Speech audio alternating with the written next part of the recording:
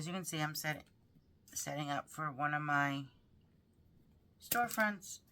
So there are 3 basic ways that stores are set up. One is you pay a certain price for a lease for a month. So say $75. And you get so many shelves. Another method is that you pay a certain amount of rent. Again, let's say $50, and you get maybe 3 shelves, and then you also pay them a commission. So it might be 15% of your sales. The last method that some stores are using is you don't pay any lease at all, and you give them, say, 35% of your sales. So those seem to be the 3 basic methods that most of the stores use. You'll have to contact each to see how it works.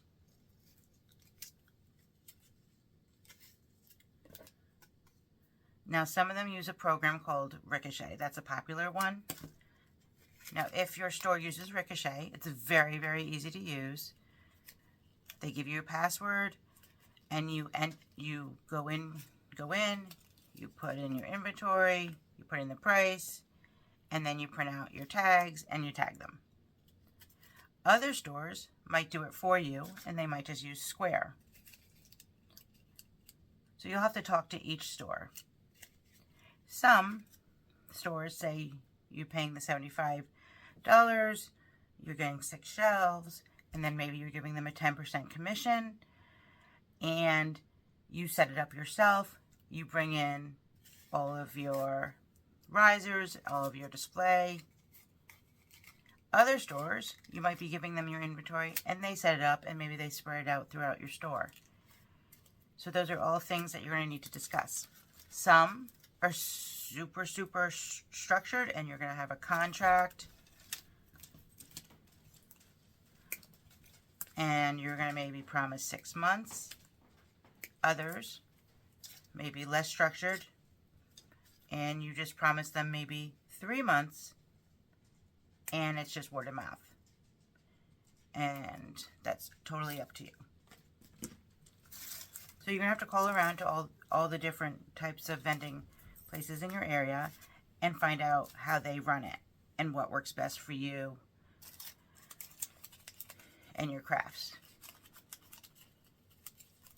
So let's take a look at one of my setups in one of the stores where I have the 6 shelves.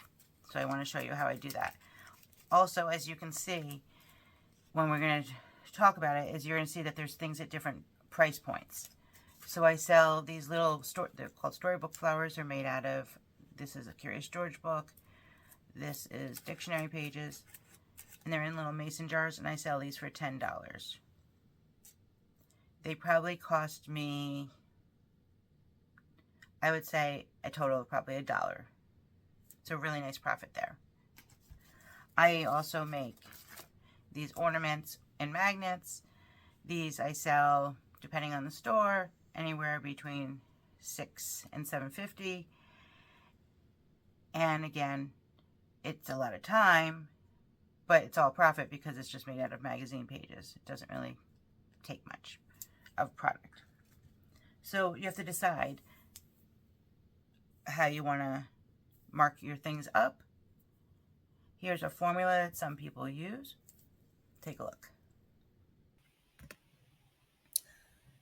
So in the case of my storybook flowers, I take the labor, which is about $3, because it probably takes about 15-20 minutes to do. Materials, 25 cents, because I'm using upcycled magazines or books, and the only materials really are in the Mod Podge and the acrylic spray I use. So that's a total of $3.25.